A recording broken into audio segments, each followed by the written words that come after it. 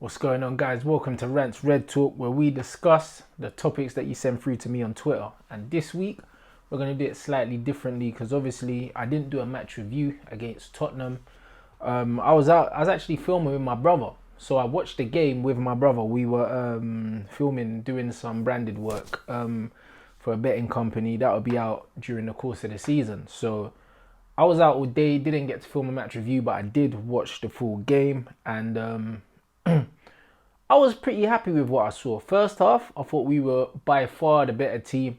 Like Tottenham, apart from the chance that Ali scuffed, another one. I've been saying Ali was overrated. Remember when I told you that Ali weren't no better than Lingard? Man were giving me stick and that. And what's Dele Ali done in the last 2.5 seasons? Fuck all, bruv. Like, it is what it is. He might have more natural ability than Jesse, but in terms of what he offers, for me, he's just another overrated English player. So, apart from the chance he bottled in the first half, I don't think Spurs had anything. Martial hit the post. Good link-up play with Daniel James, who looked bright. I still think that his end product will improve. But from what I've seen of him, he's energetic, he's quick, he's a fucking handful, and he's very direct. So, as I said, I'll give him time. His final pass, his final cross, his shooting, all of that looks like it needs work, but I'd still say that guy's potential, man. I think he'll grow throughout the season. I think he's a very good impact player. Coming off the bench in the Premier League with 20 minutes to go, if we're on the front foot, players like him can cause a lot of problems. I'm not comparing him to Ronaldo. He'll never reach that level. But when Ronaldo first came to the club, he was young, he was raw, and he was used as an impact sub. Even on his debut, he came off the bench and he won a penalty because he was direct and he was energetic. And I think that he can have a similar impact being played like that. From the start, I don't think he's the answer, and I wouldn't be surprised if we see fucking Lingard on that right hand side. I wouldn't want to see it. Also, there's a question around about that right hand side, so I'm not going to get too much into that. But Martial looked bright up front first half. His hold up play, his back to goal play, I've been telling people like he's a number 9. His back to goal play was very good. I liked it. His movement's good.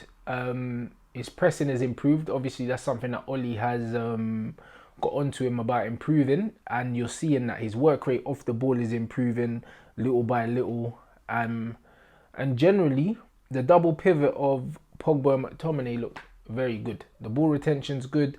Pogba plays in a 2 for France, and even though it's not his preferred position, he can do a job there, and I can see what Ollie's trying to do. Second half, the ball retention wasn't great. Obviously, I think it was it Matic and Fred in the double pivot? I think it was. Second half with Andreas Pereira playing in that free role, the floating role that I expect Bruno to take up when we sign him. Second half, the possession wasn't that great, and I think that we kind of gave the impetus to Spurs. But even then, I just felt like we looked better than them. Like, if I'm honest, like Tottenham are ahead of us, like on paper, considering where they finished last season, and obviously they've got extra time to gel players. But I genuinely think that if we do get Bruno and we do get Harry Maguire in, I think that we're as good as Tottenham, if not better than them. I genuinely do, because I feel like they haven't improved. As it stands in the transfer market, they haven't improved. Even with just Wan-Bissaka, we've improved like the balance of our team, the way we attack. So if the window shuts now and we only sign Wan-Bissaka, they don't sign no one apart from Ndombele, who was a direct replacement for Moussa Dembele, I think that we've improved more than they have, if I'm honest. So Angel Gomez, very good goal. He's bright. I've been saying it, guys. Like, he's an attacking player. I'd say he's a number 10, but he can play anywhere across that 3 that Ollie likes to play behind the front man. He can play on the left, he can play on the right, he can play down the middle. He's the reason why I didn't really understand obviously the new contract for Mata. Yeah, he done the 1-2 with Juan Mata for the goal. But I feel like if we do get Bruno Fernandes, we've now got Angel Gomez, we've got Pereira, yeah, that can also play in that position. And Jesse can play in that position as well. And I think for a club that's never really played without an out number 10, so then have 4 in the first team, it's all a bit mad. So I don't understand what the thinking was behind that. Very good goal. Happy for him. He got off the score sheet. Martial's goal as well was a through ball from Andreas Pereira, which was very good. And they said that it's an academy player has scored or assisted in all of our goals. I think that's very positive, but that's also shown how much we've relied on the youth and how much Ollie's played the youth, because we ain't recruited. Do you know what I mean? So I think positives and negatives can be taken from that. But as a whole, I think that game was very positive. I think that game was very positive because it shows, obviously both teams didn't play their fully strength teams, but it shows me that style of play wise, there's been improvement from last season. Fitness wise, there's been improvement from last season. And I can finally see, probably since the Louis van Gaal days, this is the first time I can kind of see the kind of football that Manchester United are trying to play. Ollie's trying to improve on the possession in the midfield with the two sitting, so playing Pogba deeper, and I think that the attacking responsibility will be taken away from him if you sign someone like a Bruno, because Bruno does muck in. If you watch Bruno Fernandes, yeah, he's not the kind of number 10 that doesn't track back, that doesn't get his foot in. Obviously, he's not a physical player, but he puts himself about. And I just think that with us not relying on Pogba to assist every game and score every game, and have someone else that's going to do that, that will give him a bit more freedom. And you never know, he might end up scoring more goals. Ollie also said that although Pogba is going to be disciplined in there, he will have the freedom to choose as and when he goes forward. So I think that against smaller teams, it won't be too sitting. I think Pogba will just float forward and McTominay will probably hold, or Matic will hold. I don't want Matic in there, but I feel like Ollie might just go for the experience of Matic in the league. I feel like Pogba will float up and probably join with Bruno, providing Pogba stays. If he doesn't, there's rumours that Milinkovic-Savic is coming in.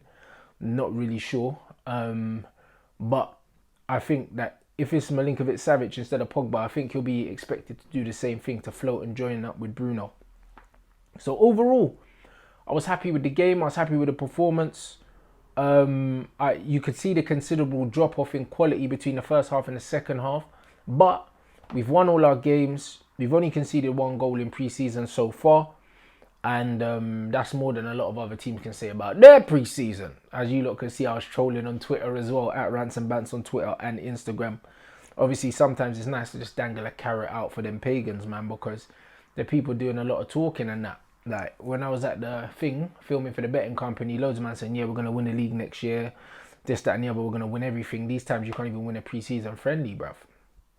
But hey, the game is the game, guys. So yeah, in a nutshell, that's just a brief roundup for me. I don't want to give a man of the match because I don't think there was one. I think too many changes were made. I think that the flow of the game changed too much for me to pinpoint who was man of the match. But all I can say is that we haven't conceded a goal with Wan-Bissaka on the pitch. That guy has transformed our team. And I just think we're 2 or 3 players away from making a substantial improvement. So as much as everyone's super pessimistic and everyone's upset about lack of incomings and that, I'm going to keep the faith. I still think we will do business and we're going to go into the season looking healthy. Okay, let's go into your questions. The first one here is at Marvel Best 4. Hashtag Rants Red Talk. How we didn't buy Toby from Spurs for 25 is absolutely criminal. Now that his release clause is expired this past Friday, will we regret it? For example, we bring in Maguire, but Lindelof gets injured, and we have no reliable centre-back to take his place. Right, but what I would say is, all the signs that are coming out is that Ollie and Manchester United want to go back to the old school Manchester United way of very rarely buying ready-made players, because it's a short-term fix. As we saw with Robin Van Persie, we bought him, we got the best out of him, we won the league, and lucky enough, we just got the best out of him for that one season. And then the second season wasn't quite the same, and then after that, he was gone. Manchester United very rarely buy with short-term in mind. It very rarely happens. Ready-made players, we bought Wan Veron, it didn't really work out. Do you know what I mean? We bought Dimitar Berbatov, I was happy with. Do you know what I mean? We bought Robin Van Persie. But other than that, when you look at the likes of the Di Marias, the Sanchez's, the Falcaos, most of the time when we brought these proven, ready-made players, they haven't cut the mustard. So I think that Toby, for me, is a no-brainer. 25 million. But the club are clearly looking at something more long-term because they're trying to rebuild. Like a proper rebuild. Not like a quick Mourinho, let's do something now. Like, the reason why Harry Maguire is a target is because Harry Maguire, you can get 5-6 years out of man. Maybe even more than that. Do you see what I'm saying? So I think that they're willing to pay more for a player with more potential, and they're looking more long term. And to say we don't have reliability if Lindelof gets injured, well, we still got Bailly, we've still got Smalling, we still got Jones, and we still got Twanzebe, and we still got Rojo, and we still got Darmian, because these men haven't been let go. So as much as they're not the quality of Victor Lindelof, if we've got Harry Maguire and Chris Smalling at the back for one game, I'm not really too stressed, bruv. Smalling can do a job for a game or two. The same goes for Phil Jones. I don't like him, but he can do a job for 1 or 2 games. Marcos Rojo, I'm not really sure, blood. He looked alright in pre-season, but he's a wild youth. Eric Bailly, again, if he can stay fit for 1 or 2 games, Bailly and Maguire's calm at centre-back. So, as much as I do agree with you in terms of strength in depth we do not have, I feel like this rebuilding process is going to be a slow one for the simple fact that Manchester United have loads of players like Smalling, like Jones, that are not only below par, but also they're on a lot of money, so they're hard to move along. And not a lot of men want these players. Like, there's not a list like the length of the M6 for fucking Phil Jones. Even if we decided we didn't want him, the only thing we could do is force man out and pay him to leave, which the owners ain't really willing to do that. So I do genuinely think that as much as I would have taken Toby, yeah, like if we end up just getting Harry Maguire, I think that that's good business. So let me know what you think in the comment section. Obviously, a lot of you guys are going to have other ideas, which is completely fine. I just genuinely think that although we did miss out on Toby, he's a top class player. Why has no one else come in for him at only 25 million? We have to ask these questions. Maybe there's stuff going on behind the scenes. Maybe we've inquired about him and something wasn't really quite right. Maybe there's worries about his fitness. Maybe his wage demands are too high. Why other clubs don't want him. I don't know, guys. I'm just speculating, trying to play the devil's advocate right now. All right, next one. At Pav Sahota 28. If there are no more signings, which is looking likely, I don't know where you got that from, do we have the full right to make our feelings seen and heard on opening match against Chelsea? Yeah, we do, if there's no more signings. But there's been bare noise about Harry. There's been bare noise about Bruno. There's been noise about Milinkovic-Savic if Pogba leaves. There's nothing at the moment that makes me feel like we're not going to sign no one else, other than if you're just being ridiculously pessimistic. So I think you need to chill, rude boy. If it turns out that we don't sign no one, then everyone has their right to go ape shit, bruv. I will be. But I don't believe that's going to happen. I still believe United signed 2 or 3 more players. Just because it hasn't happened straight away, that don't mean it's not going to happen. If you look at who spent what in the Premier League and how active teams are, all of us have only signed like 1 player, bruv. Like, who City signed? Rodri and who else? I don't really know. Who have Liverpool signed? Like, no one really. Like, no one's really spending money, which tells me there's going to be a snowball effect or a domino effect pending. One player's going to move, then there's going to be bare movement, bruv. There is. Like, you know what the transfer window's like. It's always one transfer that's the catalyst for loads of different movement. For us, it might be the sale of Lukaku. As soon as we get that money, I'm hearing that we want to get the cash for Lukaku so we can splash it straight away and it can be reinvested in the team. And that's the reason why we haven't really done all of our business. I believe that the Bruno thing, that's going to be funded from the Lukaku sale. Like, I genuinely believe that. So I'm not getting too carried away. Let me know what you think, guys. Do you guys think that we're done in the transfer market? Is Pav overreacting? I personally think he is, but maybe you think he's not. If so, let me know in the comment section why you think that he's not. The next one is Pranav61987.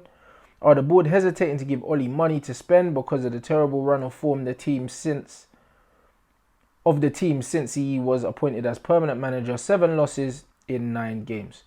Bro, I don't think so. I think that they gave Oli the job knowing that it was a rebuilding process. It was going to be long term. And I think it didn't really matter what happened after that. Oli was always going to get given a certain amount of time to be successful. I genuinely think that. The way he has, the relationship he has with Woodward and the board, I think that he'll be fine. I think that them knowing that he's not going to throw them under the bus in the interviews and the way he speaks about the club, I genuinely think that Woodward will try and get him the players. I really do think that. I don't think it's got to do with hesitating of the money. I read an article also, not today but yesterday, but explaining how FFP works and why we couldn't really spend X amount of money before a certain amount of time. And if you know that, from July the 1st is basically when it rolls over, then you know before July the 1st, you can't really spend any money. You can't really spend like your revenue money unless you're getting peas from players, innit? So obviously Real Madrid got that money from Ronaldo, so they had money to splash on that. But with us, yeah, our outgoings in terms of player transfers is always a lot higher than our incomings because we don't sell well. So because of that, we only had certain amount of money in the kitty up until July the 1st. So we got the Wan-Bissaka deal done. Couldn't really do much before that. Also, the reason why these men are trying to get more cash for Lukaku, because they don't want the player plus cash deal. As much as I wouldn't mind it, if a good player came along, they want to invest that money straight back into the squad. So, I don't think it's a case of these men hesitating. I think that Woodward likes to get the best possible deal. He's made it clear that we will not be shaken down anymore, which I don't mind, because this Manchester United premium is real. Like, you've even seen it with the Pepe thing. I don't genuinely think that we wanted to go all out for Nicola Pepe. I don't really think we wanted him that much. I even said it. I wanted Pepe, but when I saw we were linked with him, I was tweeting. I was like, bruv, come on, man. Like, don't do this to me. Because I know the kind of player that Manchester United like. And unfortunately, I didn't see Nicolas Pepe here as a serious United target. Or else we get him. Arsenal got man on finance, bruv. Like some Littlewoods catalogue thing, bruv. Man, I'm going to pay over like 6 years and them thing there. That's some broke man thing. Do you know what I mean? Like, if we really wanted him, we could pay more wages and we could pay more money up front. So I don't believe we really wanted him. So I don't think that the board are not giving Oli money. I just think that Woodward is trying to be more strategic. He likes to negotiate a deal a certain way and he won't just throw money at the situation. So because of that, you probably see bare add-ons in this Maguire deal. Same with the Bruno Fernandes thing. He knew Sporting wanted money. Them man wanted 60 million for him. Don't be surprised if we get him for cheap with bare add-ons. Because fucking Ed Stallments, bruv. I told you, man, Ed Stallments, he loves the installments, the add-ons. So, don't think Ollie's not getting backed. I just think that this is going to be a long-term project where they identify players, they get them on good deals. So, as much as it's frustrating, unlike Mark, I don't believe nothing is being done, innit? Like, I don't believe nothing's being done. Let me know what you think. Next one is Rashab6996. Which formation should Oli play to get the best out of every player, considering that we get Maguire and Fernandes? Who will play where? I think Oli's made it very, very, very clear. He wants to go with a 4-2-3-1. I like that formation. I like 2 holding midfielders because it takes the responsibility away from your 2 wide players and also your number 10 to defend deep, blood. So it's effectively a 4-2-4 when you're playing away from home. It's very attacking. It can be very attacking. Like the way Maureen played it was very defensive. But I think that also the fact that we don't have out-and-out wingers and we have strikers playing in them wing positions, I think it gives the added security to these men so they don't have to track back. I think the problem with the way that Maureen played it was that he wanted these wide players to play very defensively and do a lot of work going back that way. I didn't agree with that. Like, if you're playing wide in those positions, especially if you're playing a team that's inferior to you, you should really have the license to kind of stay up there because your 2 holding midfielders should be able to shuttle across and move across. Do you know what I mean? And help the fullback not get 2-on-1. That's the whole point of having a DM in those situations. So I think that Maguire just plays in there with Lindelof, calm, 2 ball playing centre halves. And then I think Fernandes plays in the 10. Pogba and McTominay hopefully in the pivot. And then you're nice. Like, I think that that's the best formation for us. And I'm liking the way that Ollie's trying to implement it. Let me know if you'd play a different formation to accommodate those two players. But no matter what your opinion is, I think Ollie's made it very clear that that's what he's going for. And I'm in agreement with Ollie on that one. If United don't sign a right winger, and it looks very unlikely, this is from @Unison Raids, Dan Murphy. Would you mind seeing Dalot play there or play Greenwood James instead? Thanks, loving the show. Alright, Dan. I think Dalot, honestly, is our best option there. The reason why I say that is because he gives us something different. He's our most skillful player in terms of one-on-ones, going past people and putting in crosses. He is. The thing is, I like Mason there, but let's be real. Like, he's not going to start Mason there week in, week out. I think that Mason will be a great impact player on that right-hand side. Daniel James would be a great impact player on that left-hand side. But I think that Dalot, with the added security of a Wan-Bissaka behind him, I think them two down the right-hand side could do bits. And also, Dalot does give you that bit of insurance defensively, even though he's not an amazing defensive player. Maybe against bigger teams where we want to be a bit, I wouldn't say less adventurous, but a bit more defensively sound, you could go for them two on the right-hand side. I don't see why not. Do you know what I mean? Instead of having a James there or a Greenwood there, maybe against the likes of like a Burnley away, you know, them banana skin games. If you just want to kind of keep it a bit tighter, or a Wolves away or something like that, you could maybe go for them two down the right-hand side. But personally, I think going forward, Dalot's exciting, bruv. Like, he wants to go down the outside, step over, beat a man. And there's no reason why I would play him there. I would look at him as a right wing option first, right back option second. Let me know what you think about that, guys. Dalot as a right winger. Okay, we have, what do you want United to achieve by the end of the season? And this is It's Umar. As I said many times before, I think finishing in the top 4 is brilliant for us. Depending on our window is whether I choose finishing above or below Tottenham, in all honesty. If the window was to close right now with just Aaron Wan-Bissaka and Daniel James, like, I'd be happy to scrape 4th place. Even if we got Bruno and Harry and we still finish 4th, I'd still be happy with finishing 4th. However, I genuinely believe that if we get them 2 man, we should be finishing above of Tottenham. I think we should, just based on ability and also the way that Ollie wants us to play.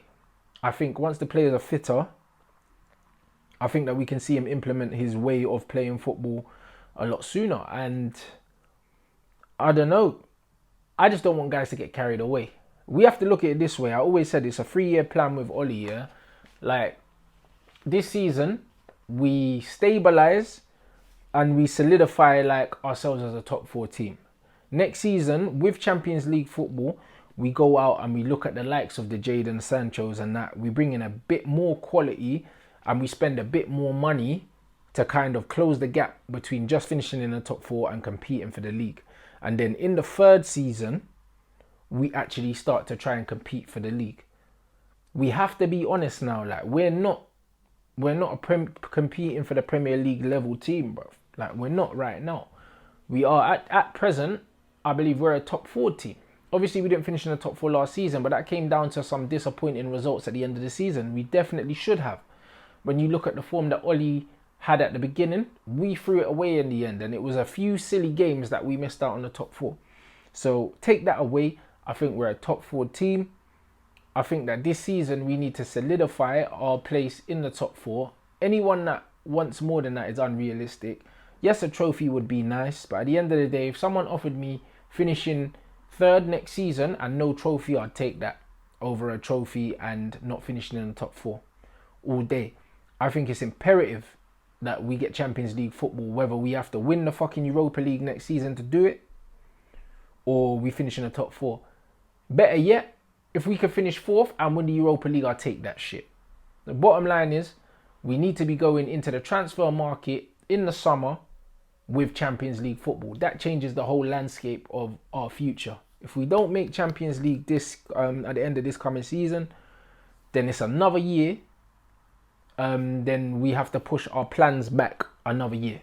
That's what I mean. So at the moment, I'm saying 3 years till we can challenge for the title. I'm not saying win the title, but we can be in the race there or thereabouts. If we don't secure Champions League football, then that just prolongs that time. So I'm going to be honest. I'm going to manage my own expectations and hopefully manage some of yours and say that, yo, we're not there now. We're not there now. Support the team and let's try and finish in the top 4. Don't get carried away. Trophies are great. I want trophies. But I have to look at the bigger picture. I'm looking at the transfer policies right now. I'm looking at the players we're being linked with. I'm looking at even the way that Solskjaer distanced himself from Gareth Bale, yeah? Because Bale doesn't fit the profile. He's ready-made, he's old, and he's injury-prone, and he's going to be on a lot of wages. When you look at how United signed Ronaldos, the Nannies, the Andersons, when we did spend money on these young, promising players, they weren't world-class. They were always potential. Rooney, all these men, we always spent big money on potentially very good, young, exciting players with high ceilings, innit? And if that's what United are going back to, I don't have a problem with that. Between that and putting youth in. So, as much as I'll still take Gareth Bale on a loan, if them man are saying, boom, man don't want Bale, I respect that. I respect that from Oli. But then you just have to manage your expectations. If we're not going to get ready-made world-class players, you can't expect us to just be hitting the ground running next season and slapping man for 6. Like, it's not going to happen. So, let me know what you guys think in terms of what is realistic in your eyes. I already know what's realistic in my eyes. I'm not budging on that. I still think finishing in the top 4 is a very good achievement, especially given where we finished last season and how far behind Liverpool and Man City we finished. That's your Rants Red Talk and your little Spurs review. Big up yourselves, guys. We've got just over one more week until we get back to regular scheduled programming. So I'm enjoying the downtime at the moment. As I said, barring the holidays I've got booked, I'm going to be at every single game home and away this season. So I'm enjoying a little rest before shit gets manic. And me and Flex are back out there traveling. Your Flex and Rant show's coming back. Me and Mark have a weekly show coming up on the United Stand as well for you lot to enjoy. Make sure you add up the Instagram and the Twitter. I stay trolling on Twitter anyway, so if you're not on there, at Rants and Bants on Twitter and on Instagram. And make sure you subscribe, like the vid if you haven't already. I'm assuming you have. Make sure you share that shit. All of that. And I'm gone.